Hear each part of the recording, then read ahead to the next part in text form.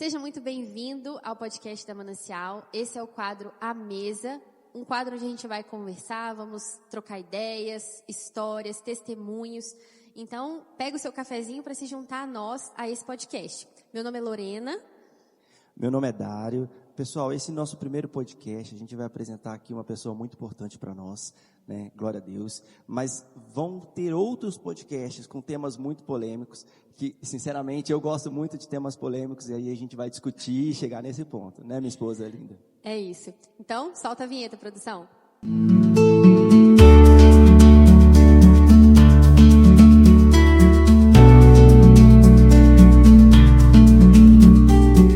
Bom, hoje nós estamos aqui com o nosso pastor presidente, o pastor Marcos. Ele é casado com a Suelen, pai do João Marcos, e conduz a nossa igreja com muito amor, com muita visão, há 14 anos, né? Então nós vamos deixar ele falar um pouquinho para vocês conhecerem. É isso aí. Obrigado, Lorena. Obrigado, Darinho. Um prazer estar aqui, né, inaugurando o quadro A Mesa, né, nesse podcast. Então, assim, muito obrigado pelo convite, tá? Me senti muito honrado de ser convidado por vocês. O prazer é nosso, com certeza. E eu já vou começar lançando a primeira pergunta, que todos nós conhecemos o senhor como pastor Marcos, o pregador, a pessoa de referência que a gente tem para as nossas vidas, mas eu quero conhecer agora da sua vida pessoal, sabe? O que você gosta de fazer, descansar, sair com a sua família, o que mais te chama a atenção? Tá. Bom, eu continuo sendo pregador, continuo sendo pastor, continuo pregando a palavra do Senhor. Literalmente eu não consigo ver assim um Marcos em cima do altar pregando e um Marcos fora. Eu continuo pregando com minha família, pregando com minha esposa, pregando com meu filho. E só que, claro, fora eu começo a pregar com o meu estilo de vida, né? O meu estilo de vida começa a anunciar a glória do Senhor. E o que eu mais amo, como você falou, é estar em família. Amo minha casa, amo estar com a minha esposa, amo estar com meu filho. A melhor coisa para mim é eu chegar em casa, tomar aquele banho, colocar aquele pijama e conversar com a minha esposa e logo depois sentar e jogar um videogame com meu filho. Então, assim, eu amo estar em família, amo passear com a minha família, amo viajar com a minha família. Então, assim, é algo sobrenatural aí, né? E conta um pouquinho pra gente também, como que foi o seu encontro com Jesus? A gente sabe que você veio de uma família que já era cristã. Fala um pouquinho também desse panorama da sua família, antes, né, de chegar na sua conversão. Tá. Bom, como você falou, né, eu nasci num lar cristão, e a gente vai crescendo no evangelho, no meio do evangelho. Meu avô, parte de mãe, avô, parte de pai, foram pastores, hoje estão na glória, né? Minha avó, parte de mãe, avó, parte de pai, também inserido, família. Então, cresci no evangelho. Só que, porém, a gente teve um líder de jovens, que ele começou assim: olha, gente, nós vamos fazer um jejum aqui para que vocês sejam batizados no Espírito Santo. Loucura. E nós fizemos lá e tal, aquele momento, e daqui a pouco os meninos, né, de 12 anos começaram a ser batizados no Espírito Santo. Eu comecei a falar em línguas e aquela coisa. Confesso para você que eu não sei se eu fui batizado no Espírito Santo, se eu estava falando em línguas porque estava todo mundo falando, mas eu sei que o negócio foi muito bom. E claro que isso cooperou para o meu encontro com Deus. A gente tinha uma irmã que dirigiu o culto na quinta-feira, e ela muito usada por Deus, e vira e mexe ela pegava a turma e ia para um monte. Então eu como jovem menino queria um monte também, e naquele monte a gente via coisas, eu sentia muita presença de Deus naquele lugar. Isso já era na fase da adolescência. Claro, tinha os acampamentos na igreja também. Então, assim, esses 3 pontos, desse jovem, dessa irmã, e o acampamento, logo após eu viver bem forte esses 3 momentos, isso marcou muito minha vida, em que um culto eu senti algo muito diferente, algo muito diferente, e que aquele momento eu falei: cara, eu estou encontrando com Jesus, que minha mãe falou comigo, eu estou sentindo o toque dele aqui. Aí foi um chororô. E eu lembro que o pastor fez o apelo lá: quem quer aceitar Jesus? E de repente eu fui lá aceitar Jesus, com, 12 anos, 13 anos, fui lá aceitar Jesus, e ali realmente eu posso dizer que eu tive um encontro incrível com ele. Glória a Deus. E, assim, a gente sabe agora, né? Agora sabemos do seu encontro com Jesus. Agora, mas nesse momento foi uma entrega total, Não. Ou você teve uma entrega total em um momento posterior? Você aceitou Jesus e logo depois, ou algum momento posterior, você entregou totalmente? Ou se teve uma pessoa que chamou a atenção, que te trouxe essa expectativa? Sim. Conta para nós. É claro que naquele primeiro encontro foi uma entrega total. Ali, naquele culto, eu entreguei toda a minha vida para Jesus. Eu entreguei tudo, falei, Jesus, é tudo para o Senhor. E foi um chororô. Só que os dias se passaram e os anos se passaram, aí começaram os sonhos, seja de profissional, carreira, e mesmo servindo a Deus, tendo um encontro com o Senhor, mas algum espaço na minha vida foi tomado, literalmente. Alguns desejos foram tomados. Claro que eu não saí da presença de Deus, eu não, de forma alguma, nunca. Eu na minha vida, eu nunca fiquei um mês, estou dizendo um mês, na minha vida, sem estar na igreja, em qualquer momento, em qualquer viagem, eu procurava uma igreja, eu tinha lá. Então assim, mas uma entrega total não. Essa entrega total, ela foi quando eu tinha ali praticamente meus 19 anos. 19 anos, quando eu estava formando ali o 2º grau, e muitas coisas, e o mundo bateu muito pesado na minha vida, bateu pesado demais, e eu tinha que fazer uma escolha. E eu vou falar para vocês, claro que toda essa experiência com Jesus, esses encontros, cooperou, mas algo crucial na minha vida foi a minha amizade com os irmãos ali na igreja, porque eu tinha uns amigos fora da igreja, da escola, e eu tinha uns amigos na igreja, e claro que eu tive que falar assim, para onde eu vou? E as amizades ali na igreja foi muito forte, e onde que eu falei, Senhor, eu preciso me entregar totalmente ao Senhor. Mais uma vez eu me entreguei totalmente ao Senhor, entreguei ali, mas porém depois eu fui saber que eu não tinha entregado totalmente. É sempre assim, né? A coisa é gradativa, né? É isso aí.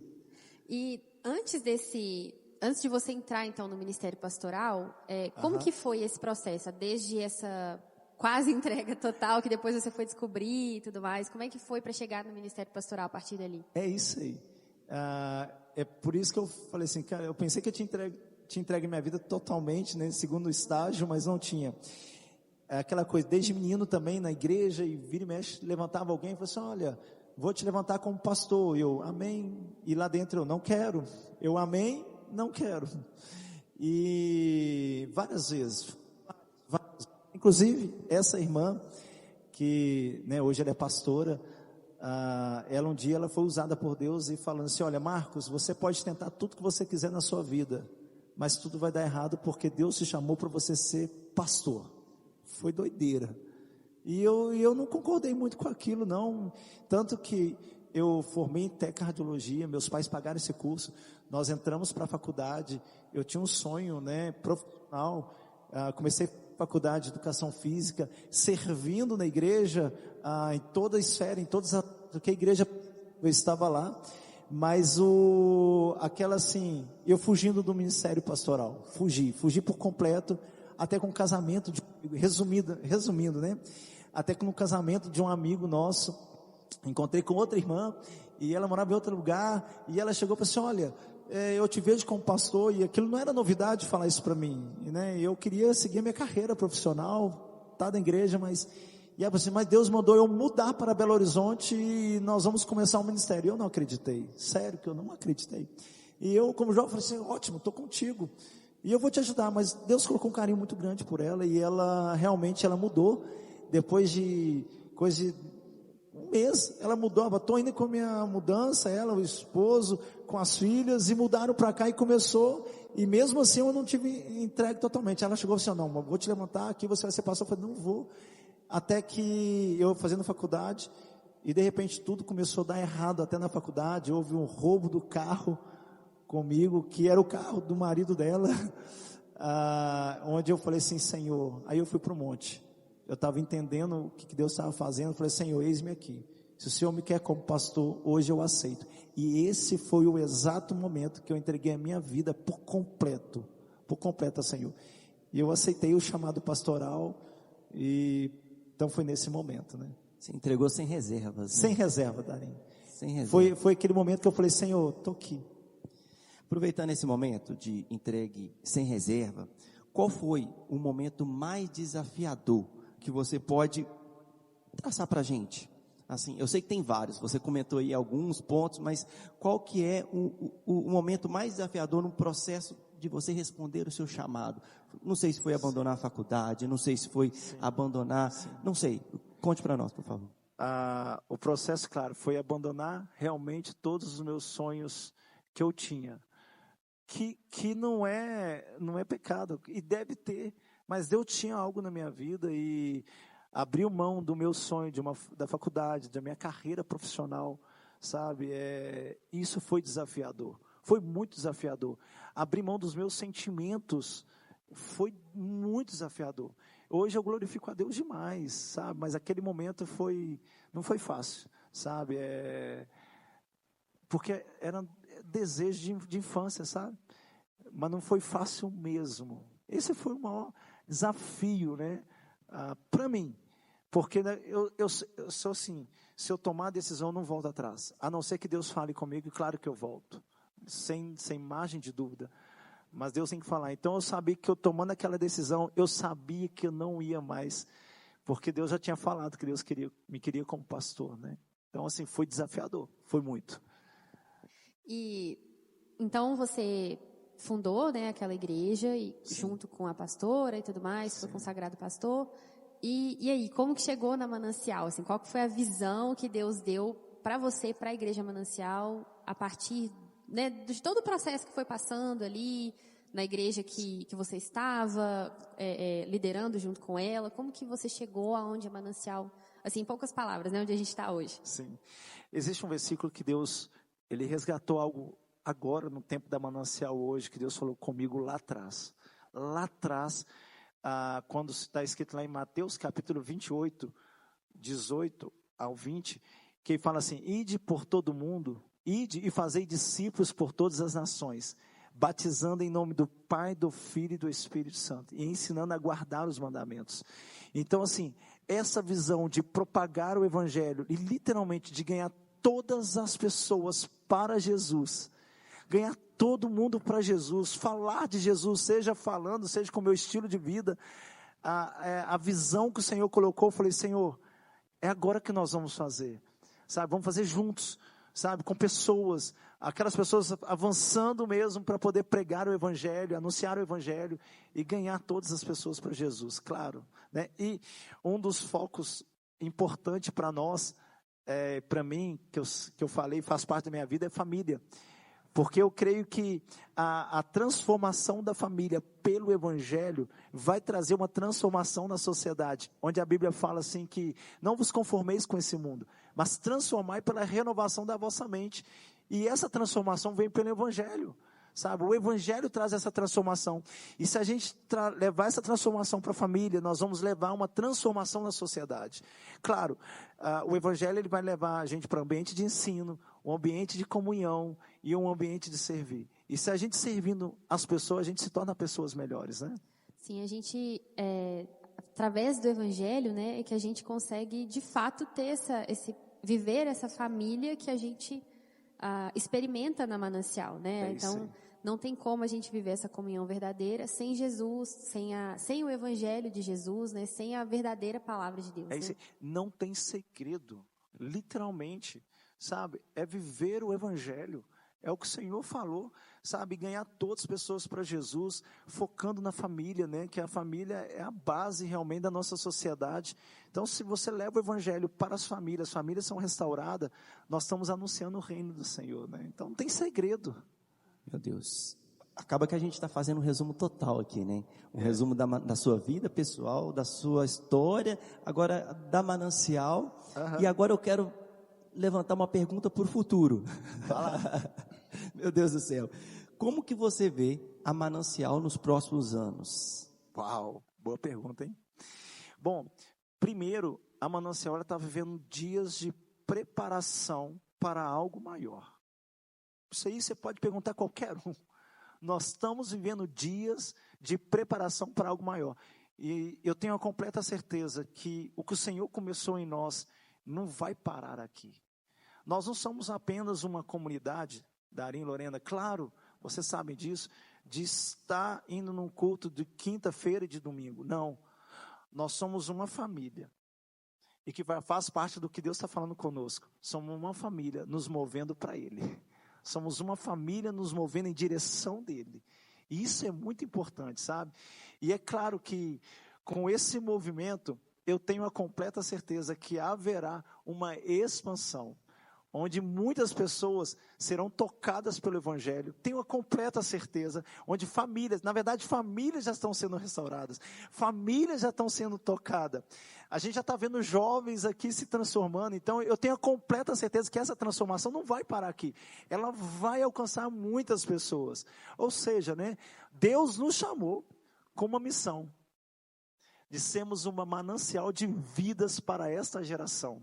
Então, assim, eu tenho a certeza que é algo muito grandioso, sabe? Não é porque nós, é porque Deus está fazendo através de nós. Não é porque nós estamos fazendo, é porque Deus está encontrando corações dispostos a servir, a obedecer, a viver realmente o Evangelho. Sendo apenas vasos, né? Nós somos vasos na mão do oleiro. Tá vendo? Eu começo a falar, eu começo a empolgar com isso aqui. Eu me empolgo mais falando do Evangelho do que da minha vida particular. E é tão forte isso, porque a gente tem vivido esse ambiente agora, enquanto você está assistindo, agora que a gente está lançando esse podcast, a gente está durante a nossa campanha, né? Nele nos movemos. E a gente falou sobre, acho que muitas palavras nos impactaram, mas acho que o que mais a gente pode tirar de tudo isso é que nós vivemos por Ele, né? Nós nos movemos por Jesus. Então, tudo que nós fazemos é para Ele e existe um propósito nisso, né? Existe um fundamento nisso e a Manancial faz parte disso. Acho que a gente tem cada vez mais entendido que nós não somos só uma comunidade de pessoas que frequentam uma igreja, que frequentam um ambiente, mas somos parte de um propósito maior de que Deus está movendo, né? Através das nossas vidas, através daquilo que nós fazemos. E em todas as esferas, né? Não só no que a gente trabalha aqui dentro, durante um culto, que é uma parte mínima da nossa semana, né? Mas em todos os aspectos, né? É isso aí, Lorena, é isso aí. Sabe, eu tenho a completa certeza disso. Existe um despertar de Deus sobre as nossas vidas. Existe algo sobrenatural que o Senhor colocou. E a gente tem visto sobre a igreja, as pessoas estão sendo tocadas, as pessoas estão... Nossa, meu Deus, eu vejo isso, uma expansão do reino do Senhor. Antes da gente entrar numa outra pergunta que a gente queria fazer, que é um pouco mais pessoal, mas eu queria perguntar, aproveitando que a gente entrou nesse assunto, como que o que a gente tem vivido aqui, esse ambiente que nós temos produzido, né, da campanha, nele nos movemos, como que isso tem movido a sua vida, o seu coração, a sua vida com Deus? Sei que você falou muito sobre a sua experiência com o Senhor e como que a Manancial tem se movido, mas e o pastor Marcos? O Marcos, né? Não o pastor Marcos, como o Marcos tem sido impactado por isso? Muito impactado. Primeiro, claro que eu gosto muito de Bíblia, né? A Bíblia fala que nós vamos viver de glória em glória. Então, assim, esse momento também é novo na minha vida. É um momento que já não é... Eu não tomo a decisão de entregar minha vida toda para Ele, porque Ele já tem toda a minha vida, Ele já tem toda a minha casa, Ele já tem tudo isso. Mas é conhecer a Deus mais. A cada dia que passa, eu estou conhecendo a Deus com mais profundidade. Existe uma revelação de Deus para as nossas vidas. Então, para mim, todos os dias eu conheço um pouquinho mais de Deus. Então, esse momento está sendo um ambiente sobrenatural por conhecer mais a Deus. Claro, traz desafios, traz mais responsabilidade que o Senhor coloca sobre as nossas vidas, mas eu estou em paz, porque não é sobre um homem, é sobre a igreja do Senhor. Eu não estou movendo sozinho, eu estou movendo com a igreja do Senhor. Não é sobre o Marcos, é sobre Jesus. Então, assim, meu coração está explodindo de alegria mesmo, podendo conhecer mais esse Deus, né? Que é sobrenatural, que a cada dia eu sou mais apaixonado, como eu amo. Amém, amém. E assim, a gente, entrando um pouco mais fundo, né? A gente quer conhecer o coração do nosso pastor. Então, a gente só vai aprofundando. Já que falou tanto de família, queremos conhecer um pouquinho mais da sua família. Exatamente. Então, a gente já conhece a história do João Marcos, assim, mesmo que seja um pouquinho, né? E nós sabemos que foram dias, né, de luta, enfim, ele enfrentou a meningite B ali e várias outras questões que vieram por decorrência disso. E é uma história de testemunho, de fé, de milagre, que vocês sempre trazem, né, tanto você quanto a pastora Sueli, nos cultos, sempre trazem esse panorama de como foi, mas a gente queria saber um pouco mais a fundo, assim, Como que foi receber esse diagnóstico? Assim, como que o coração do Marcos pai, como foi para ele receber esse diagnóstico? Tá. É importante eu citar algo aqui que, por eu ter sido criado no Evangelho, né? Eu falo que, mesmo eu com 20 anos, eu era menino. Um menino trabalhando, um menino com sonhos, literalmente, um menino de 21 anos. Lá não tinha essa mentalidade. Para mim, eu era um homem. Mas eu era um menino, um moleque mesmo. E quando eu casei com a Suelen, eu falo que literalmente eu me tornei homem. Eu casei com a Suelen, eu me tornei um homem. Eu era um menino de Deus. Casei com a Suelen e me tornei um homem de Deus. Isso é verdade, gente. Foi assim, Deus usou muito a Suelen na minha vida. Louvo a Deus. Meu Deus, Deus foi muita misericórdia de ter colocado a Suelen na minha vida, porque Deus tinha um propósito. Então Deus falou assim, eu vou colocar a Suelen, porque a Suelen vai fazer do Marcos um homem de Deus. E eu me tornei um homem de Deus. Eu glorifico a Deus e, claro, também pela vida da minha esposa. E já estamos aí 17 anos casados, né, para a glória do Senhor. E logo depois que nós tivemos o João Marcos, e de tudo que nós passamos, eu falo para vocês, eu me tornei um ser humano. Menino, depois casei com a Sueli, me tornei um homem de Deus, mas depois que tudo que eu passei com o João, eu me tornei um ser humano, literalmente. E o receber essa notícia, né? Claro que o Senhor nos preparou. O Senhor nos preparou, o Senhor não pega ninguém despreparado, Deus tinha um propósito. A gente estava num culto de 24 horas de adoração. 12 horas de adoração. 12 horas? 12 horas de adoração. E no finalzinho, faltava meia hora, alguém falou assim, pastor, tem uma irmã ali, ela canta, ela já foi nos eventos, uma irmã muito usada por Deus, e ela foi e falou assim, então coloca ela para cantar. E ela cantou, e foi uma bênção, Deus manifestou, e ela veio até mim, a Sueli, e falou assim, olha gente, ela chorou muito, tremia, e a Sueli estava ali grávida, assim, né, poucos meses, e ela falou assim, olha, Deus falou que vocês vão passar por uma estação muito fria, vocês vão passar por um inverno, mas essa palavra foi fundamental, mas no inverno vocês podem encontrar a beleza em Deus. E a gente chorou ali, choramos juntos, e aí preocupado com o João ali e tal. Passado um pouquinho, o João Marcos quase nasceu prematuramente, né? Ele seria prematuro. Eu estava deixando um pastor no aeroporto e a Sueli, olha, acho que vai nascer. E eu vim orando, falei assim, Deus, que a sua mão seja o útero que o João precisa. E vim orando para que não nascesse, seria com 5 meses, alguma coisa assim. E a Sueli, o colo dela apagou, então ela teve que ficar bem quietinha. E enfim, a gente estava pensando assim, começou o nosso inverno.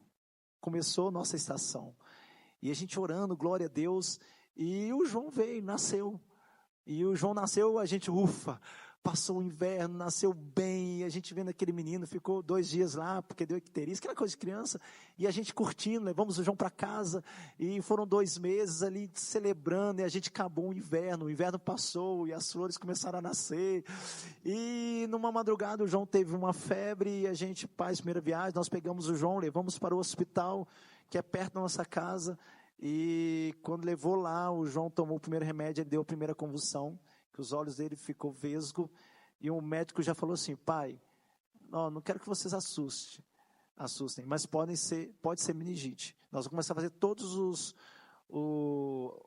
exames para a gente poder, mas fica tranquilo que não vai ser. E o João Marcos fez todos os exames, exame de sangue, fez todos, ressonância, fez tomografia, fez tudo. E os exames deu negativo. E a gente estava isolado, o médico falou, olha, vocês estão liberados, mas vamos fazer o seguinte, fica um pouquinho aqui, só para a gente poder, mas não é meningite e tal. Só que, passando um pouquinho, o João deu algumas manchas na perna, e a minha esposa olhou para mim, Marcos, o que é isso? E eu falei, amor, não sei. E ela foi chamar a médica veio, falou assim, vamos colher o líquido, né, da coluna para a gente poder ver. E eu fui com o João lá, colheu o líquido, e um médico falou assim, não, está tudo normal. E uma médica falou assim, não, eu acho que está alterado. Aí um dos médicos falou assim, olha, vamos fazer o seguinte, uma médica, vamos fazer o seguinte, vamos levar ele para a UTI, começar o tratamento para meningite, porque amanhã vai sair o resultado, se não for a gente libera, tudo isso. E aí perguntaram, e aí pai? Eu falei, ok. Quando ligaram para a UTI, já tinha um leito preparado para o João. Foi doideira, foi doideira, estou falando sério, gente, foi loucura. Foi a mão de Deus literalmente se movendo assim, porque é fração de segundos, sabe? Cada segundo ali era literalmente uma sequela que ia ficar sobre o João. E só que a gente está assim, vamos. E foi levado o João lá e nos despediu. Falou assim, olha, vocês não podem ficar aqui, vocês vão para casa. A gente veio, nós choramos um pouco, mas ainda com aquela assim, esperando chegar, e não é meningite. E voltamos, quando eu e minha esposa, nós chegamos no hospital, estava a porta da UTI estava aberta e um médico nos esperando. E de repente a primeira pergunta perguntou para a gente, quem esteve com o João Marcos? Aí eu falei, teve esse. Então vocês vão tomar um remédio agora, vocês tomam isso, vocês tomam aquilo. A gente, mas por quê? E ele veio e falou assim, porque deu meningite. Ali foi punk.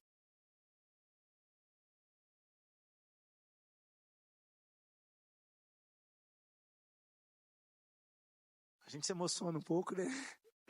Faz parte. E eu lembro que assim, a primeira pessoa que eu liguei foi pro Dari, né? Verdade. Eu liguei para ele, na hora, Darinho, o João deu meningite. E ali foi punk demais. Eu e minha esposa, a gente foi tomar um remédio, a gente pôde entrar lá, ver o João, e o João ainda estava ali, não estava bem normalzinho ainda, e a gente voltou para casa, não podia ficar, e nós fomos tomar um remédio. Quando nós voltamos pela manhã, o João Marcos já estava entubado, e a gente já tinha olhado para a internet, visto tudo, o médico falou assim, não olha para a internet. Era a mesma coisa que ele falou assim, vai para a internet e vocês vão descobrir tudo. Ele falou, não. E a gente foi para a internet, passamos a madrugada olhando e foi loucura. Tanto que minha pergunta para o médico foi assim, médico, quais são as sequelas que meu filho vai ter? E ele falou assim, Marcos, não preocupa com as sequelas, preocupa se seu filho vai sobreviver. Então daí começou uma guerra naquele hospital, foi doideira. É um momento muito difícil para nós, né? A gente sabe disso. Foi intenso para a gente. Eu e minha esposa, a gente ia casar naquela semana, e a gente recebe aquela notícia e a gente estava programado até para o João entrar com a aliança no coração, né? Penduradinha. Né? Penduradinha. Então, assim, verdade. Realmente foi um momento muito marcante para nós, como família, como amigo, como irmão. Não é fácil. Foi desafiador. Agora vamos pensar. Assim, logo depois, a gente lembrou daquela profecia, daquela palavra. Quando o nosso chão desabou, literalmente desabou, tudo desabou, tudo. Nós só não revoltamos contra Deus. Em nenhum momento nós ficamos assim, colocamos Deus na parede. Só tudo. A gente perdeu o sentido, a gente perdeu direção, a gente perdeu tudo. Só que veio aquela frase lá no profundo, vocês vão passar por um inverno, e nesse inverno vocês podem encontrar a beleza de Deus. Aí começou. É forte. E nesse momento agora, eu quero fazer 3 perguntas ao mesmo tempo. A gente, no processo em que o João Marcos estava nesse processo mesmo no hospital e tudo mais, a primeira pergunta, quais foram os momentos mais marcantes no hospital? E ao mesmo tempo, durante o tratamento, como estava o seu coração e da pastora Sueli? E quais as palavras que você pode dizer para as pessoas que passam por isso, para as pessoas que têm alguma dificuldade, fora, né, não só de meningite, mas de outros pontos que a gente... Eles estão passando por uma situação parecida, né? Sim. Uma situação de doença mesmo, algo desse tipo, né? Bom, é claro que eu estava falando aqui, né? A gente ficou perdido mesmo, mas aquela palavra, ela nos trouxe de volta para a guerra. Aquela palavra nos trouxe de volta para uma busca. E qual a busca? Mesmo que a gente estava orando pelo milagre do João, mas era para encontrar a beleza em Deus. O que aconteceu? Um momento marcante eu gosto de pregar a palavra do Senhor, sou pregador, sou pastor, gosto de falar. A minha esposa, ela é pregadora e ela canta, né? E ela canta maravilhosamente. E o João no leito foi muito marcante. Nós trocamos os papéis. Ela pediu para entrar com a Bíblia, entraram com a Bíblia. Até alguém falou assim, não, para que você vai entrar com esse livro? chegaram isso, só ter noção. E ela entrou com a Bíblia. Ela, todos os dias, ela chegava e ela lia a Bíblia. E o Marcos, o que fazia? Todos os dias, ele cantava ao Senhor. Todos os dias eu começava a adorar ao Senhor com cânticos. Eu louvava, eu começava, sabe, eram louvores espontâneos, começava a cantar. Então foi muito marcante para mim, sabe, eu cantando a Sueli lendo a palavra, eu cantando a Sueli lendo a palavra, e Deus começou a falar conosco muito. Teve hinos lá que tem que talvez pegar lá a gravação, tem hinos que foram gravados lá, mas foi muito marcante. E, claro que depois disso aí o nosso coração ele começou a ficar um pouco em paz,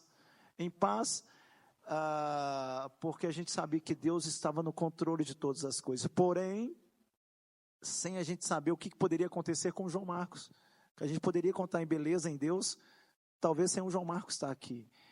Tanto que um dos momentos mais difíceis ali foi quando o médico falou para a gente, olha, o João Marcos só tem 1% de chance de viver. Então, se alguém quiser, já pode vir, nós já fizemos tudo, não tem o que fazer. E eu falei, mas e se ele sobreviver? E falou assim, se sobreviver vai ficar com muitas sequelas, porque é um tornado que está passando dentro do cérebro dele, então a gente não sabe o que vai vir. Então vocês podem esperar tudo. E naquele momento eu fiquei assim, cara, meu filho estando aqui nessa terra, preso em um corpo e não podendo fazer nada. Literalmente eu orei, falei, Deus, isso também foi muito marcante para mim, mas muito marcante.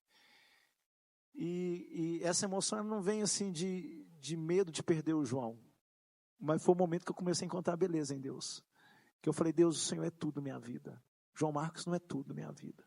E eu falei com Deus, Deus, o Senhor pode levar o João. Parece que eu estava dando conselho a Deus, né? O Senhor pode levar o João, e o Senhor pode ficar em paz. Eu lembro, literalmente eu falei isso. Aí depois de tudo eu lembrei de Moisés conversando com Deus. Eu falei, Deus, acho que eu tive um momento tipo isso. E eu falei, o Senhor pode ficar em paz, que eu continuarei pregando o Evangelho. Eu não serei um cara revoltado. Eu prefiro saber que a alma do João está livre no Senhor. Está livre, não está presa em um corpo. E eu orei, e eu cheguei para minha esposa, falei assim, amor, eu orei entregando o nosso filho. Mais uma parte da entrega total. Mais uma parte. Eu entreguei o nosso filho e o Senhor, eu falei que Deus pode levar. E ela olhou para mim e falou assim, mas eu sei o que Deus falou comigo também, que Deus não ia levar o João, que existe um milagre para acontecer. E eu olhei para ela e falei assim, eu estou na tua fé. E nós vamos orar. Aí, irmão, foi doideira, tá? É interessante que durante essa caminhada a gente vai encontrando novas renúncias, né? Uhum. A gente acha que a gente entregou tudo, a entrega foi total. Não, agora a entrega foi total. Não, agora foi total, mas sempre acontece. Agora foi total. Aí passa um tempo sempre aparecem novas renúncias que a gente não sabia que a gente chegaria nesse ponto, né? Que a gente teria forças para renunciar, né? Aquilo que Deus pediu. Então, é como aconteceu com Abraão, né? Com Isaac, aconteceram várias coisas e tal, teve o filho ali, e uma hora Deus falou, quero ele. E ele teve que encontrar, ele já achou que já tinha entregado tudo, que já tinha feito tudo, que já tinha vivido tudo, não, agora eu estou vivendo a promessa, agora está tudo certo. Então, mas não, Deus ainda tinha mais um passo de fé para ele, né? Tinha mais um passo ali. E interessante, pensando no contexto que a gente está vivendo hoje, no propósito que a gente está fazendo nos 40 dias, e, enfim, tem um capítulo do versículo que fala que as provações, ele muda o nosso caráter. E vendo o senhor comentando aqui, o senhor era um menino, casou, virou homem, e com a questão do João, você se tornou um ser humano. O seu caráter tem sido vai construindo, né? Tem se construindo. De acordo com as dificuldades que Deus tem colocado na sua vida. E trazendo uma outra pergunta nesse mesmo contexto, fala o que você pode dizer para uma pessoa que está passando por esse processo. Como eu falei, não precisa ser de meningite, mas às vezes um processo de dificuldade, de problemas, que às vezes não encontra solução alguma. Olha, a minha palavra tudo nessa vida vai passar. Tudo nessa vida tem data de validade. O meu casamento tem data de validade. A a minha paternidade com João Marcos tem dado de validade. Marcos como pastor tem dado de validade. Então tudo vai passar. Sabe, o que eu digo é, Deus é a nossa razão de viver. Tudo. Existem por isso que existem pessoas que entram assim e se entregam tanto para um milagre, para acontecer segundo o que você quer, da forma que você quer, do jeito que você quer. E tem hora que, de fato, a gente quer ensinar a Deus como deve ser feito, o que deve ser. E se a gente perde algo, parece que vai perder tudo. Na verdade, se a gente perder Deus, a gente perde tudo. Literalmente. Se eu perder Deus, eu perco tudo. Claro que é importante a gente entender que a Bíblia fala que o mundo jaz no maligno. Existe uma luta no mundo espiritual. E é onde a gente se move pela fé. A Bíblia fala que o justo, ele viverá pela fé. Então, assim, o nosso Deus é um Deus que ele opera milagre, ele continua operando milagre, ele nunca vai parar, ele é onipotente, ele é onisciente, ele é onipresente, ele sabe de todas as coisas. Antes de nós lutarmos por um milagre, luta para conhecer a Deus. Porque quando você começa a conhecer a Deus, ele vai revelar os planos dele, a intimidade que a gente provoca com ele, ele começa a revelar, ele começa a mostrar, até nos dar direções como nós devemos lutar. Aí sim nós vamos lutar. Tem muitas pessoas lutando sem ouvir a voz do Senhor, e vive uma frustração, e coloca a culpa em Deus, mas é porque deixou de buscar ao Senhor. Então quando nós buscamos ao Senhor, o Senhor nos ensina a lutar, e Ele revela, o Senhor tem prazer. A Bíblia fala assim, que as coisas ocultas não pertencem a nós, mas as reveladas são para os filhos. Então antes de você entrar numa guerra, antes de você procura o Senhor, Deus, e aí? E o Senhor vai falar, o Senhor falou, Ele é fiel para cumprir. Pode estar tudo ao contrário, vai acontecer. O João Marcos tem laudo, que um lado dele ia ficar paralisado, tem laudo, está parado. Ele tem uma parte do lobo frontal dele, ele não existe. Está lá, foi tomado pela meningite. Muitas coisas, muitas impossibilidades foi colocada para o João. Só que o Senhor tem um propósito. E todas essas impossibilidades aí o João venceu. Então o que eu quero, sabe, o meu conselho maior e com todo o meu coração é, antes de você lutar uma guerra, como lutar? Procura o Senhor.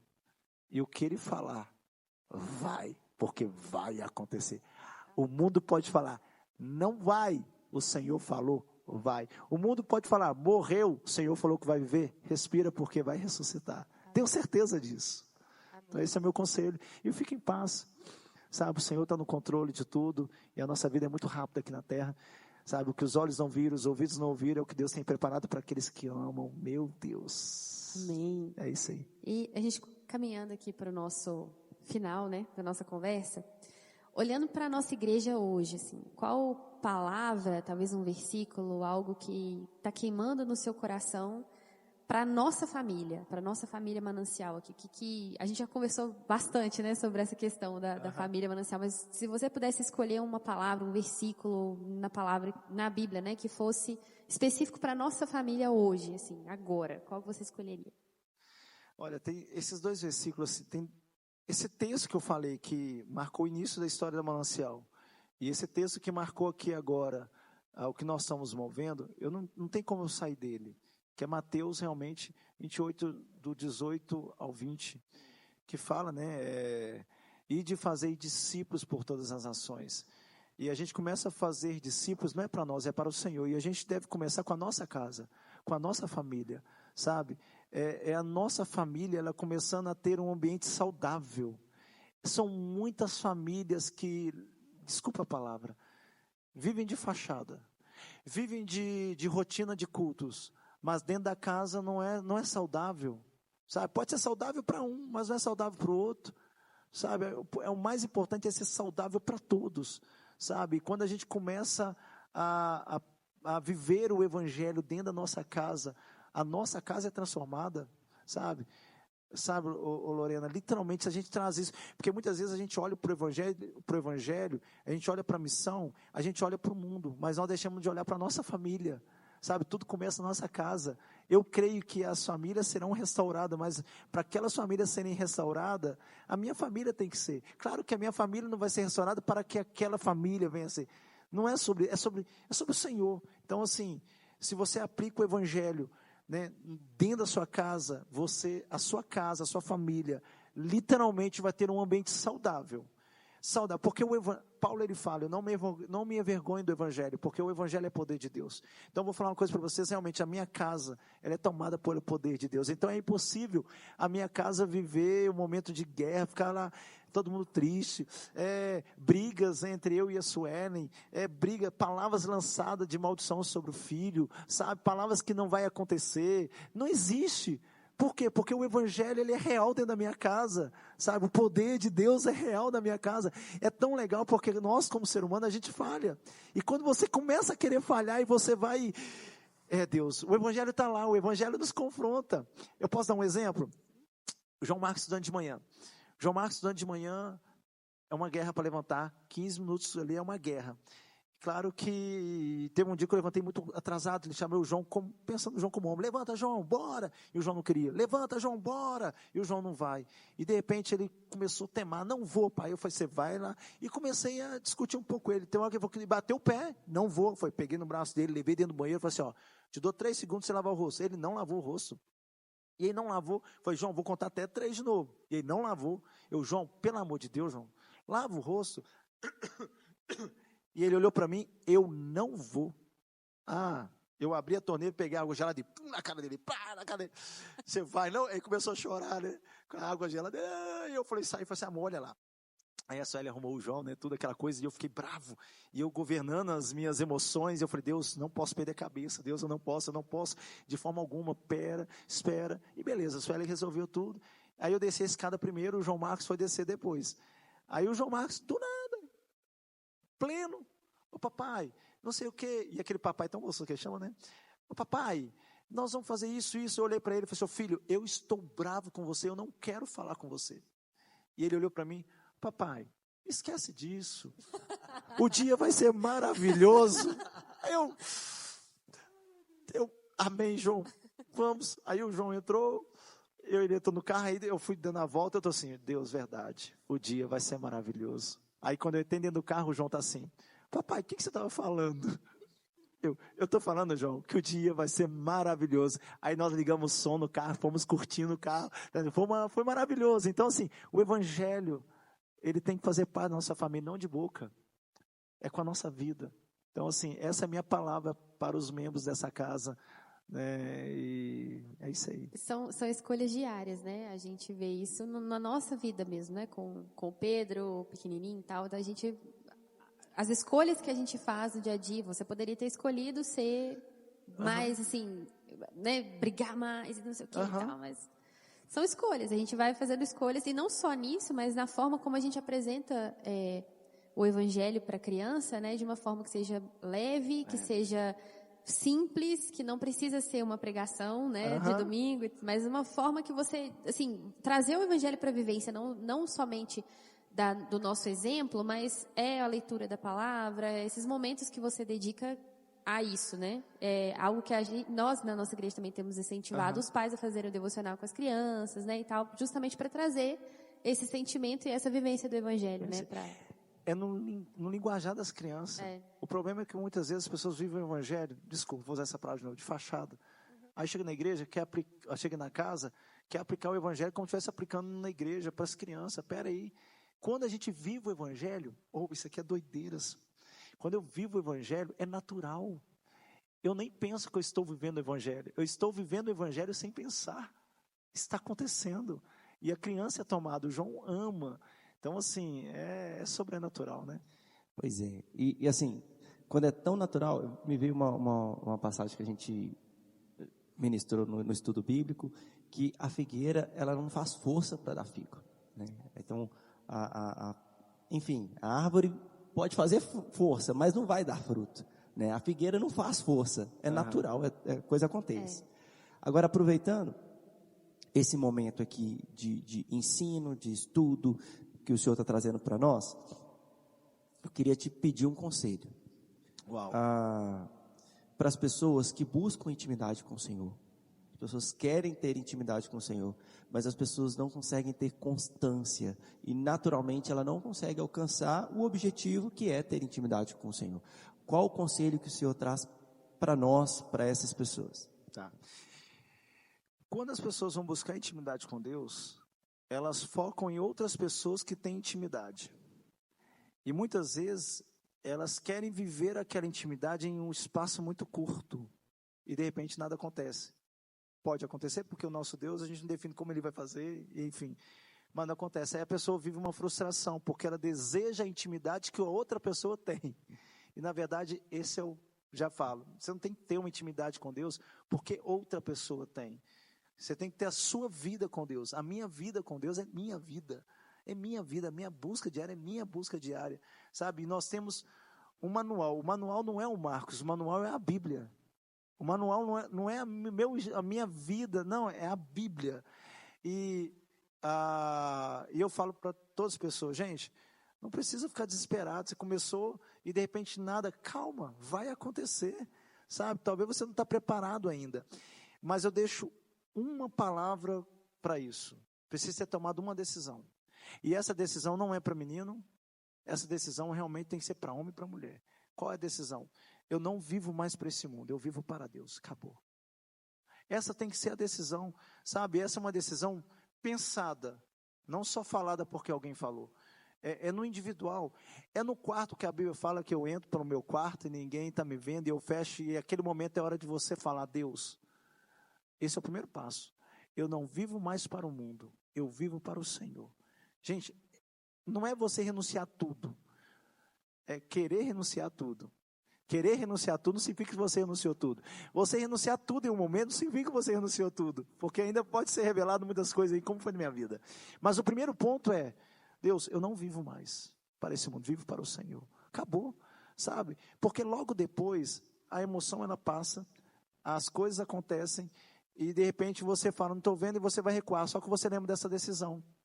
Eu não vivo mais para mim. Então não é mais o meu coração, não é mais a minha opinião, não é mais a minha vontade, é o que o Senhor quer, acabou. Então, Senhor, o Senhor quer que eu faça isso, então eu vou fazer. Ah, mas eu não entendo, não tem problema, eu vou fazer. Ah, o meu coração está falando que eu não estou sentindo paz em fazer. Não importa meu coração se vai sentir paz ou não, importa eu obedecer a voz do Senhor. Sabe, muitas vezes a gente obedece não querendo, é normal, a gente obedece sem entender, e está tudo bem para mim hoje, e está tudo bem, Senhor, não importa, eu preciso entender, eu sei que o Senhor vai me revelar, sabe, em algum momento o Senhor vai mostrar, então o que me importa hoje é obedecer. A minha obediência me leva a ter uma intimidade com Deus, mas ela tem que ser tomada uma decisão. Sem essa decisão, é fato que não vai ter constância. Se toma essa decisão, cara, não existe nenhuma barreira que vai te parar mais. Porque não é mais você que decide, é a palavra do Senhor, acabou. E ela te leva, aí vem um versículo. Nenhum sofrimento no presente se compara com a glória que há de ser revelado. A obediência, ela vem no ambiente de sofrimento. Ela vem no ambiente de sofrimento. A glória, ela revela muitas coisas. E eu tenho que tomar a decisão, não ser obediente na glória. Claro que eu vou ser, mas é no momento de sofrimento. E ela vai me levar ao momento de intimidade com Deus. E é muito assim, é muito forte porque cada pessoa tem a sua experiência. Podem olhar para você e falar assim, eu quero espelhar no pastor Marcos, ter a intimidade que ele tem com Deus, mas ninguém passou pelo que você passou para chegar onde você chegou. Não é questão de ser melhor ou pior, mas são as experiências que a gente tem e que fazem quem nós somos e moldam a nossa intimidade com Deus também. Então, as renúncias que você fez são diferentes das renúncias que eu fiz, fez, para chegar aonde a gente está na nossa intimidade. Porque não tem um grau, né? Tipo assim, um grau mais alto, um grau mais baixo de intimidade com Deus. É simplesmente a estação que cada um vive é diferente assim, do momento que está vivendo, né? A minha estação é diferente da sua. E não é para ser igual mesmo, né? Cada um vai ter o seu processo com Deus, né? E é sobre assim, não é qual que é a sua renúncia que você está tendo que eu vou renunciar. Espera aí, o que Deus quer que eu renuncio? Existem coisas que Deus vai pedir para você, cunhada. Existem coisas que Deus vai pedir para você, Darinho, mas não vai pedir para mim. Existem coisas que Deus vai pedir para mim, mas não vai pedir para vocês. O mais importante é, literalmente, é isso, Senhor, o que o Senhor quer. Sabe? E vai chegar um momento que realmente você assim, Deus, eu já renunciei, foi tudo. O que me importa é obedecer a tua palavra e acabou. Acabou. Acabou. Então é isso aí. Para a gente encerrar agora, a gente tem várias ações, né, que estão acontecendo na Manancial, muita coisa está acontecendo. Uau. A gente sempre fala que a gente está em movimento, né, porque realmente a gente está em movimento, a gente está, né, assim, sempre fazendo alguma coisa. Mas eu queria que você falasse um pouco sobre um projeto específico que você está à frente, né, nesse momento, e que é uma novidade para a nossa igreja, algo diferente, novo, e eu queria que você falasse um pouco sobre o projeto de células, o lançamento dele. Claro. Houve uma expansão da Manancial. Antigamente a Manancial era bem menorzinha, e eu tinha comunhão com todo mundo, tinha relacionamento com todo mundo, eu conseguia estar perto de todo mundo. Porém, chegado um tempo dessa expansão, eu olhava para a igreja, eu vi tantas pessoas assim, top, onde a gente eu queria ter comunhão com todos, só que não dá mais, é impossível. É impossível falar que eu vou encontrar com todo mundo, eu vou tomar um café com todo mundo, vou almoçar com todo mundo, não dá, é impossível. Isso me machucava muito, sabe? Porque para mim, evangelho é relacionamento. Se não houver relacionamento, é um sistema gospel. Eu não quero ver o sistema gospel. E eu ficava, como que eu vou ter relacionamento? Como que nós vamos ter relacionamento? Que é família. Se não há relacionamento em família, é uma família de fachada. E a Manancial não é uma igreja de fachada, é a igreja do Senhor. E de repente, voltando àquele texto, Mateus, né? Ide fazendo discípulo por todas as nações, batizando em nome do Pai, do Filho e do Espírito Santo, né, ensinando a guardar. Deus fez assim, é a célula, pequenos grupos. Os grupos vão se encontrar, sabe? As pessoas vão poder ter um ambiente de ensino, vão ter comunhão e vão ter ambientes para servir. Sabe, as pessoas vão poder estar próximas. Qualquer pessoa que chegar na Manancial, ela vai ser assistida.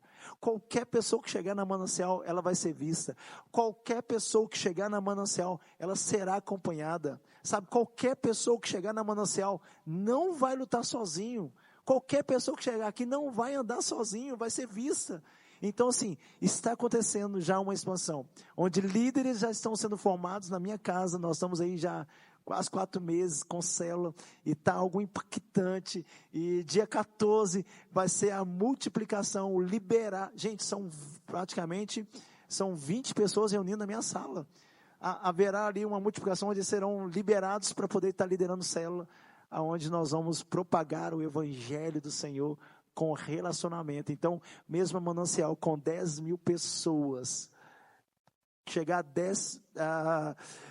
10 mil, chegou mais um, essa pessoa ela vai ser assistida, ela não vai ser só mais um, é o filho e uma filha do Senhor chegando para uma missão, ser um manancial de vida nessa geração. Amém. E a gente, dia 14 de setembro, né, a gente vai ter um culto, onde a gente vai apresentar, né, os líderes de célula e muitas outras ações, e muitas outras coisas também estão acontecendo, né, amor? Exato, gente, aproveitando esse momento de falar do que está acontecendo na nossa igreja, a nossa igreja vai lançar também o nosso estudo bíblico, o nosso escola bíblica não dominical, mas a escola bíblica online, né, que as pessoas vão ter acesso a vários temas, mais uma vez, polêmicos, né?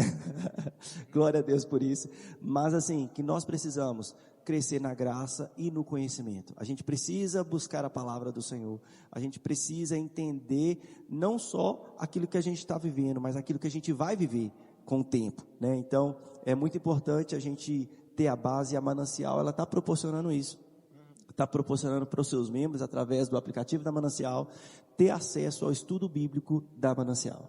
Então, já aproveita, baixa aí o aplicativo da Manancial, conecte-se conosco para estar por dentro de tudo, de todas as programações que a gente tem.